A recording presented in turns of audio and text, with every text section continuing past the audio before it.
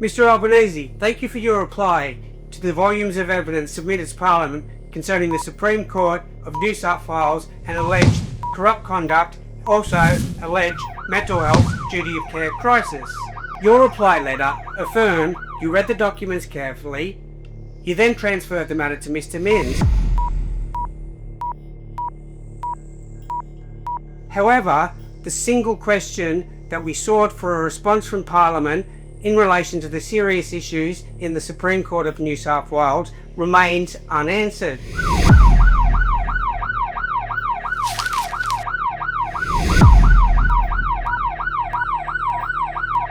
For complete transparency, Mr Albanese, on 1 April 2025, I attended on behalf of You Be the Judge, Wamberal Breakers Club, where Mr Minns was conducting an open Q&A. That Cabinet has been out helping secure votes for one of the tightest seats in the federal election.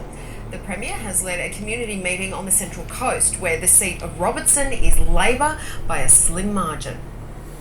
Judgment Day on the Central Coast. I've submitted thousands of documents about mental health, corruption in the Supreme Court. Community Cabinet kicking off with an objection and ejection. He jumped the queue. Mr Minns, on that occasion, made a joke out of the situation. However, the thousands and thousands of serious documents before Mr Minns, before yourself, Prime Minister, in relation to the Judicial Commission of New South Wales allowing corrupt conduct, and also mental health duty of care crisis in the Supreme Court of New South Wales has not been addressed, has not been tackled by Parliament. You Be the Judge received a phone call from Mr Minns' office advising the matter had been transferred and all the documents had been transferred to Mr Michael Daly, the Attorney General. You Be the Judge asked for a letter confirming that position. That letter was received.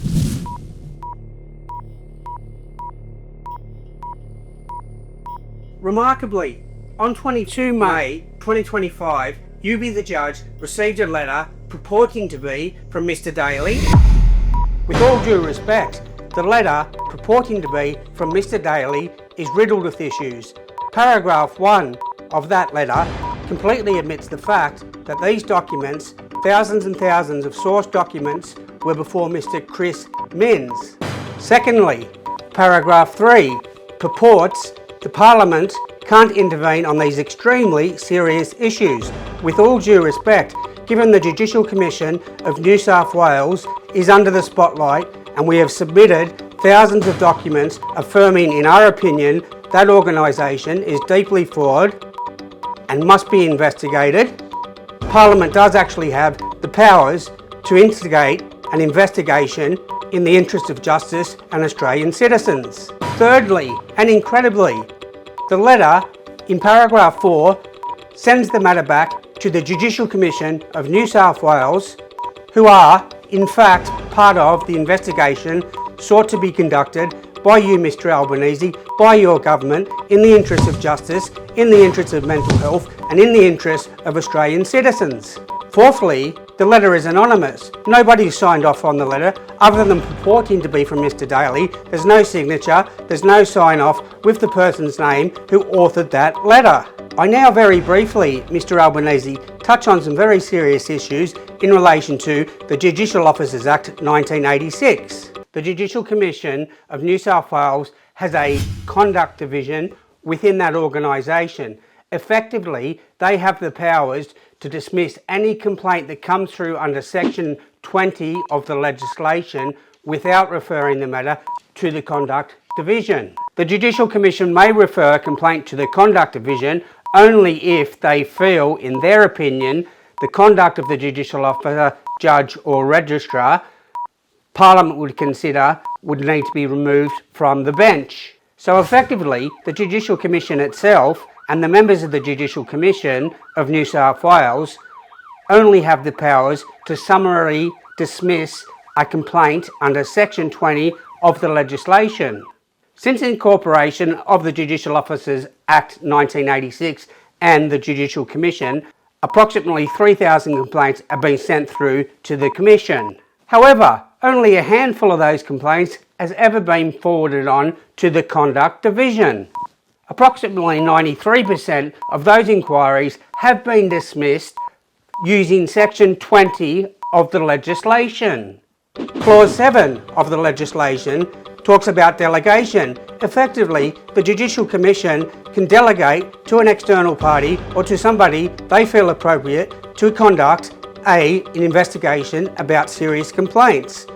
However, the Judicial Commission is actually the organisation funded to the tune of $5 million per year to conduct investigations. In addition, the delegated party deals with the complaint, and under the legislation, that is deemed to be dealt with by the Judicial Commission. Clause 9 of the legislation, with all due respect in relation to education, the thousands and thousands and thousands of documents before Parliament clearly, in our respectful opinion, affirm that education is not being effective and needs a serious overhaul. Clause 2C of the legislation affirms that the Conduct Division can actually make a decision whether a hearing on serious allegations are held publicly or privately behind closed doors. Given the serious issues of complaints coming through from judicial officers, plainly, obviously in our view, each hearing should be public, should be open, in line with the Judicial Commission's own standards published on their website, to be open and transparent in regards to their conduct. I now laser focus on Section 20 of that legislation, summary dismissal of a complaint. Section 20, with all due respect, lists several grounds the Judicial Commission of New South Wales can dismiss any complaint at their discretion. Given the volumes of evidence before Parliament alleging that past and present judicial officers who are members of the Judicial Commission have engaged in corrupt conduct, Section 20 and the legislation itself is flawed and needs urgent reform, Mr. Albanese. The Judicial Commission's annual reports sent to Parliament, sent to the Attorney General, support the fact that hundreds and hundreds and hundreds of complaints from self-represented parties concerning that being denied a fair hearing, also biased conduct, are being dismissed using the powers under Section 20 of the legislation. Mr. Albanese, you only have to look at the court transcripts, the dozens and dozens and dozens of court transcripts sent through to affirm self-represented parties in the Supreme Courts of New South Wales have been denied fair hearings ad nauseum. They are being treated in a biased manner, which is a breach of one's judicial oath. This only emphasises the fact that the Judicial Commission needs to be investigated. All these court transcripts for these hundreds of people that have submitted complaints to the Judicial Commission need to be reviewed. Everything needs to be on the table. Now, here's a snapshot of Justice Fagan's conduct, or respectfully misconduct and corrupt conduct in our opinion, since he took case management from February 2025.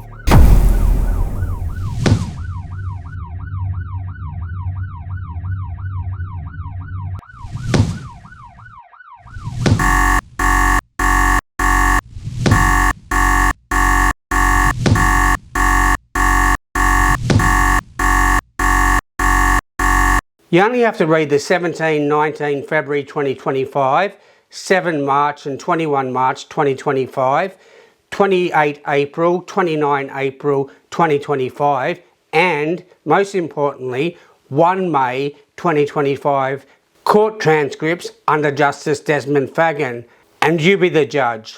Respectfully, Mr. Albanese. There will be over 150 grounds of appeal in relation to Justice Fagan's conduct over a 3-month period.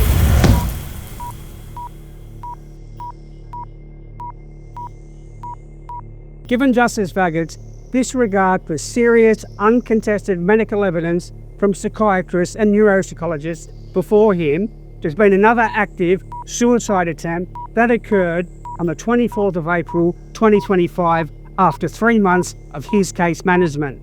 I decided to jump off the harbour bridge and I swerved my car.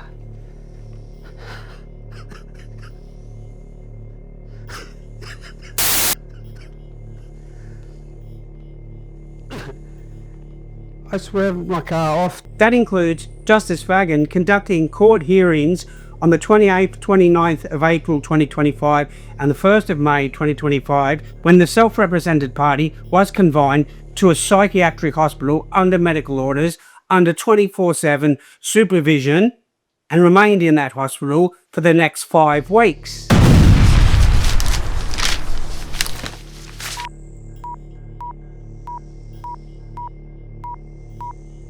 Justice Fagan clearly seeks to take advantage of the Judicial Commission, which we allege the evidence before Parliament conclude that organisation is deeply flawed, is seriously engaging in corrupt conduct or allowing corrupt conduct to continue. In addition, in our view, irrefutably, the evidence self-concludes that judges in the Supreme Court of Appeal are actively and knowingly covering up misconduct occurring in the lower courts, mainly in regards to the Supreme Court of New South Wales.